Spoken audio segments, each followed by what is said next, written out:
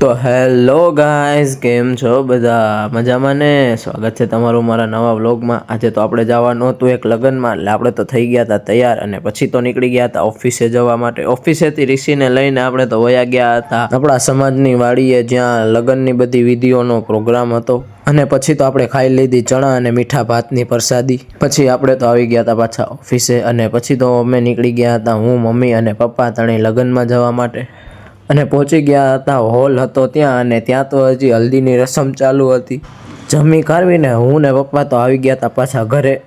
પછી હું અને મારા પપ્પા જતા હતા રેસ્ટોરન્ટ જમવા માટે અને પહોંચી ગયા હતા GJ5 ફેન્સી ઢોસામાં. અને પછી બેસી ગયા હતા જમવા અને આવી ગયો તો આપણો ઢોસો. અને ગાઈઝ, પપ્પા તો ચોરીને ઢોસો ખાય છે. કોણ કોણ આ રીતે ઢોસો ખાય છે જરાક જણાવો તો કોમેન્ટમાં.